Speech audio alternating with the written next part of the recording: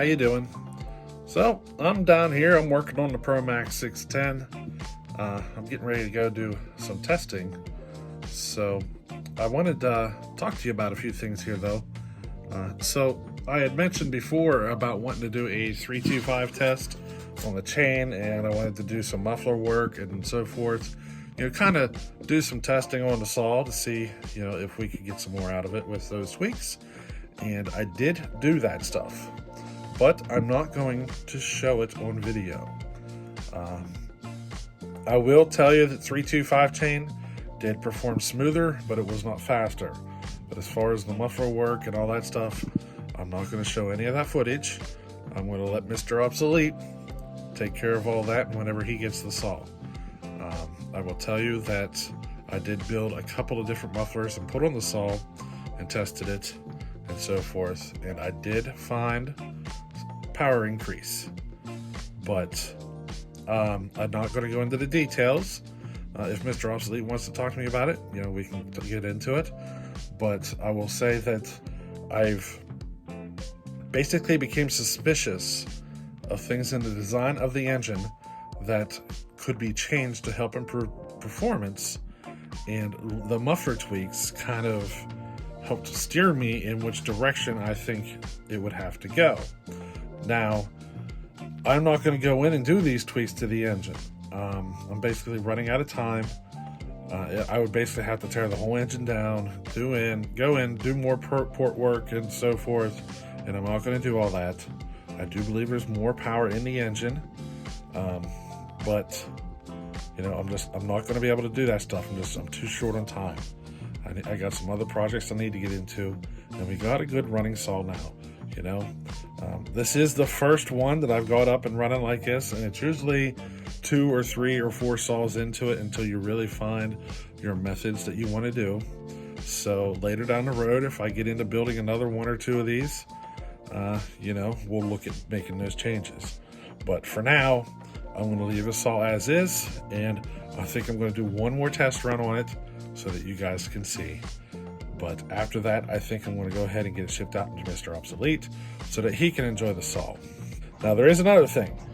I did do squish work to the saw. I did have to, get in there and do the bearing pockets and all that stuff. Now, if you're wondering if I would do it again, yes, I would do it again. Preferably the proper way with a line bore set up and everything. But mainly because of the amount of time it took. It put me behind on some other stuff that I need to get done. So, because of the time factor, I would not look at doing it again by hand. Another thing is that, whenever you're doing this, the squish work by hand, it's very difficult to get those bearing pockets absolutely perfect. And I know I don't have these pockets perfect. It's just impossible to do when you're doing it by hand. So right now, we have no idea if this saw is going to last. None at all. This thing could have a failure a few tanks down the road, or a year down the road, or 2 years down the road. It is completely possible. But you know what? It was educational to do this. Learned some things, learned what to do, what not to do, and everything. And, it did give us some power increases. We got more RPM out of the saw and everything. And, it's definitely worth doing the work, but not without the proper equipment. It is very time consuming. Now, if this was the only saw you were going to build, you only had 1 or 2 saws you're going to build for in the course of a year or whatever, you know what I mean? Sure, go ahead, put the time into doing it. But me, I have this one, and I've got probably 10 other saws that need built lined up behind it, and I need to get some stuff knocked out. So for me, it probably wasn't the wisest decision because now I'm behind. So, it is what it is. But in the meantime, we're going to send it to Mr. Obsolete, let him enjoy it, and hopefully it doesn't fry a bearing or cook itself or something. If it does, I will advise to just throw the thing away. Just strip it for parts and toss it. It's not going to be worth trying to rebuild and get it going again, especially if we have a bearing failure, because it probably happened because I didn't get the bearing pockets perfect, and just trying to rebuild it would just we'd just have another failure anyway. So yeah, that's where I'm at. I mean, the saw does have a good, 372 carb. It's got some good parts on it, so definitely worth stripping for parts. But once you get it down to the main engine assembly, just put it in the dumpster. If she ever pops, that's what to do. Now, hopefully it does last for him.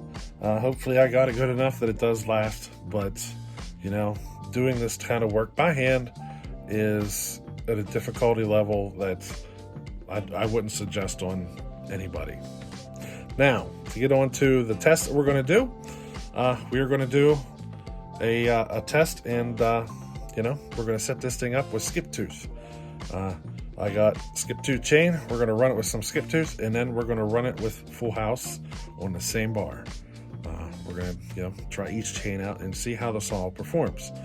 You see, these saws do have a reputation of performing better with skip tooth than with full house.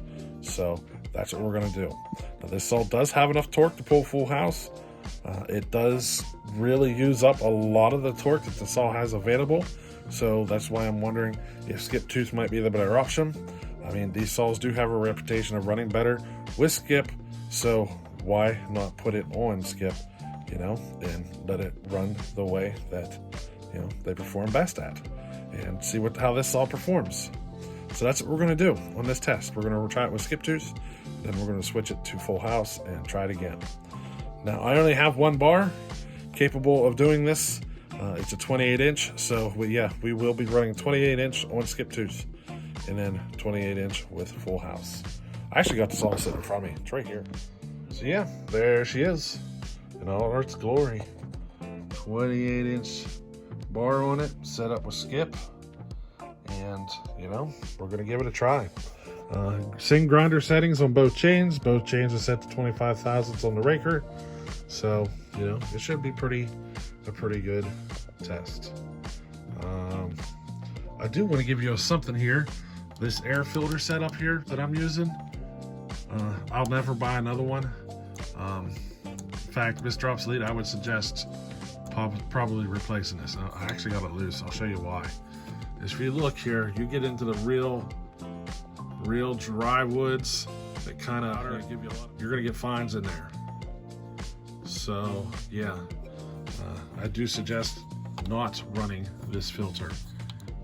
It will let fines in. Get the foam ones. You can get ones that have foam, so that's what I would suggest. Now, Mr. Obsolete actually has the option just to eliminate it altogether. You can pull this off, pull the stack off, and set this up with the factory air filter and everything. I don't have a good factory air filter, and I did have this, so that's what I went with. That's why this is on here. It came out of necessity more than anything. Now, this is running a 372 carb, so I had to drill holes here for the carb adjustments because everything shifted to this side. I had to do what I had to do. Now, the muffler, it's just open. I don't have the screen installed or anything.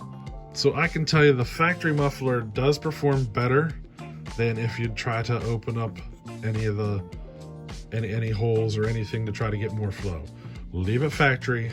It will perform better in the end. You'll have more torque out of it and everything. Now, if you do want to do some muffler work to get more performance, you got to get into building custom mufflers. I'm talking complete customs. Like over here, that's the first one that I built for it to test it. That one's too big, a little too much volume on it, so I ended up building another one. But that is what you got to do, is you got to get into building full custom mufflers if you really want to try to improve the performance. So that is something Mr. Obsolete can look at doing down the road whenever he's playing with his saw and enjoying it. What else do I got for you? I wanted to show you the carb. Look at the linkage. I really had to get weird in that linkage to get it to function with this carb. That linkage is bent every which direction. It had to be absolutely perfect in order to get it to work. Even the manual oiler, I had to tweak that linkage in order to get it to function as well. So one of the big pain in the butts on this saw is that choke. Right there's the choke. Now, in order to work the choke, you have to reach in here with your finger and flip it up. I didn't put anything on here. I think if it just had a little knob sticking out, it'd be easier, but I didn't do that yet. I'll probably just have to send the saw out as is and let Mr. Obsolete figure out what he wants to do there. But, I mean, it works, it's fine. You just gotta reach in there to flip the choke. That's it. Now, the only things really wrong with this saw is that air filter should be replaced with something like a foam setup. And that's about it.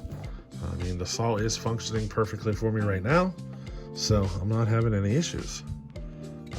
Everything is, you know, quite all right with it. Now, usually, whenever I'm testing these saws, I like to do 10 tanks. That's what I do whenever I'm testing my saws before I send them out to people. I typically run 10 tanks through them before I ship them out. But this one's gonna go early. This one might have 3 tanks on it when I ship it out.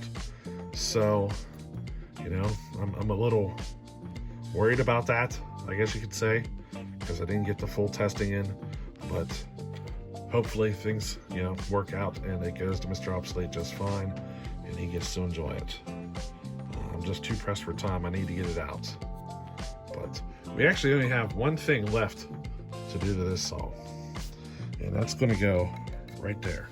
Let's hit her with a little brake cleaner.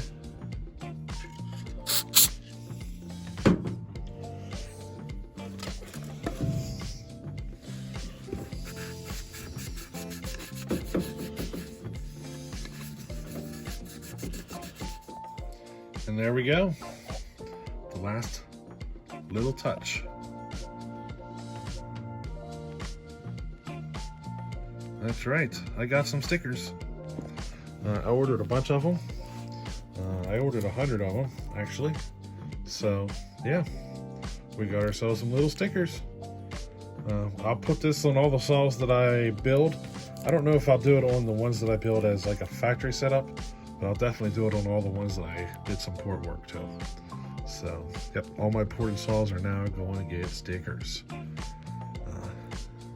I was thinking about my design a lot, and I thought, you know, this is kind of, I don't know, this is kind of the direction I wanted to go, and so that's what I did.